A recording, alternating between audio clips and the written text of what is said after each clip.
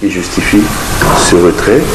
Je pense qu'on est encore malheureusement dans une logique de confrontation de laquelle l'opposition n'arrive pas forcément à se départir. Et, il serait raisonnable qu'on revienne à des sentiments de conciliation et qu'on revienne à la table du dialogue. Pour la simple et bonne raison qu'il n'y a aucune raison aujourd'hui objective qui justifie un retrait, pour la simple et bonne raison qu'aucune décision n'a été prise par rapport justement à ce cadre de dialogue.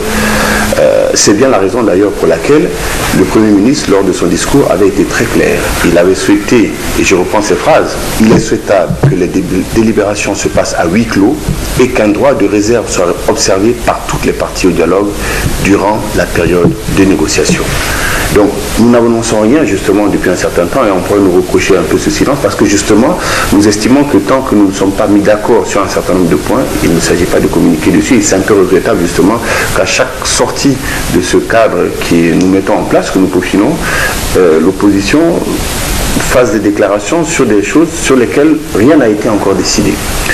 Ce qui se passe, c'est que l'opposition a trois revendications majeures à ce stade-là, à ce stade de pré-négociation.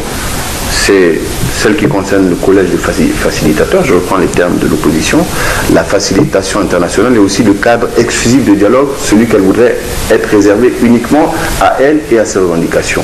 Sur le premier point,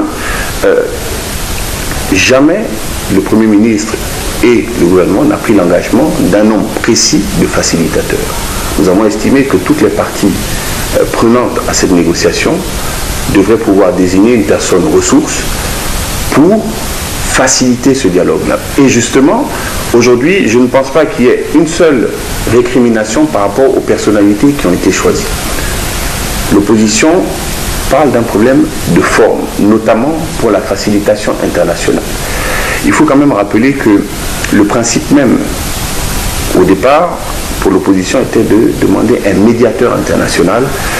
Nous savons quel traumatisme cela a causé aux Guinéens d'avoir quelqu'un qui n'est pas guinéen, même si nous avons de très bonnes relations avec tous nos voisins, venir se mettre à la tête de la CENI.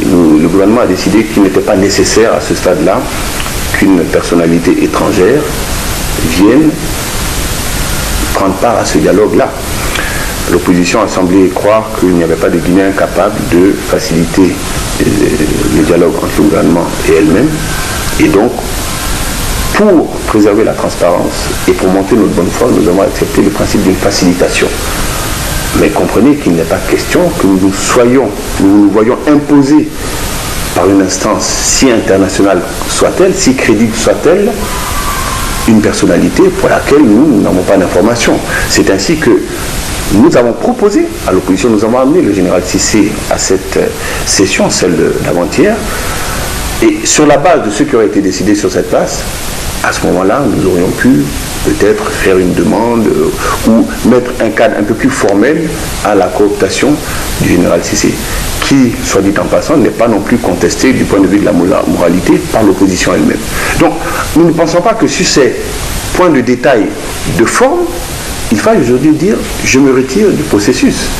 Quand bien même, nous n'avons même pas commencé à débattre des questions de fond qui sont Waymark, le vote des Guinéens de l'étranger, le fonctionnement de la CENI. Donc c'est un peu prématuré de dire tout de suite que nous avons violé des règles que par ailleurs nous n'avions jamais entérinées avec l'opposition. Ensuite, le dernier point, c'est cette volonté de vouloir à tout prix un cadre exclusif de dialogue. Nous avons accepté. Nous avons dit, ok, en ce qui concerne nos négociations et le dialogue avec l'ADP et le collectif, nous le ferons avec eux. Mais on ne peut pas s'interdire, nous, gouvernement, d'écouter les revendications des autres parties prenantes au processus électoral, qui sont les centristes, qui sont le bloc de l'opposition constructive, et tant d'autres, la CENI par exemple. Donc, il a été clair, le Premier ministre, dans son discours, encore une fois, parce que rien de ce qui se passe n'a été caché à l'opposition, il l'avait dit, nous avons estimé nécessaire de recourir à des rencontres séparées et séquentielles en fonction des sujets à débattre. Ce qui fait qu'à des moments, nous serons tous réunis et à des moments où nous serons uniquement avec la mouvance, l'opposition, l'ADP et le collectif. Je ne vois pas, et je pense que le gouvernement non plus, et ceux qui nous observent ne voient pas en quoi cela peut-il porter un préjudice à la prise en compte des négociations de l'opposition.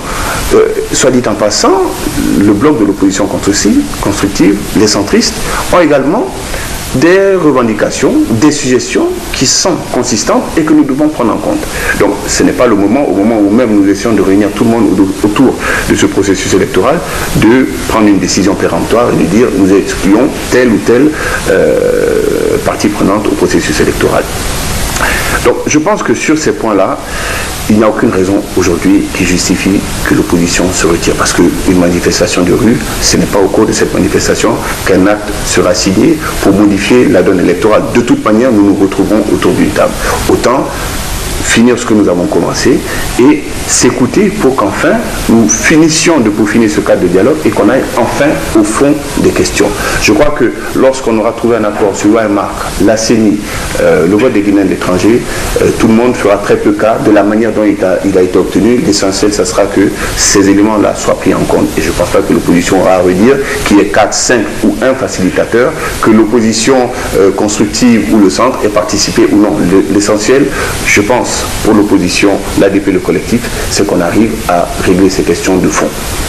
Nous avons proposé un cadre, nous continuons à prendre en compte ce qu'ils veulent pour que ce cadre fonctionne et on peut continuer à débattre et à avancer sur ce processus électoral.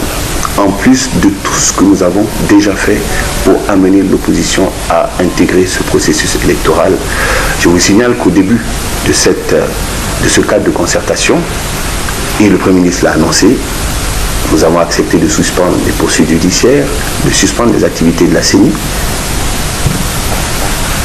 pour créer justement cet environnement propice aux affaires. Et ce que nous pouvons faire aujourd'hui, c'est de continuer à tendre la main à l'opposition en leur disant que, conformément à nos engagements, nous restons dans cette logique qui veut que nous soyons d'accord sur le cadre de concertation pour avancer, avec des conditions à minima acceptables pour le gouvernement que nous sommes, qui représentons la Guinée au niveau international et qui le représentons aussi, en tout cas pour le moment, et que pour peu qu'on prenne la peine de s'écouter, nous arriverons à trouver des solutions, à condition d'accepter d'aller enfin au fond des problèmes qui sont posés.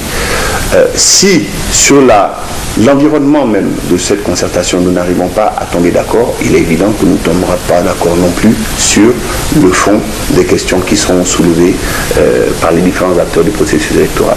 Donc nous leur tendons la main, nous sommes disposés à continuer à discuter.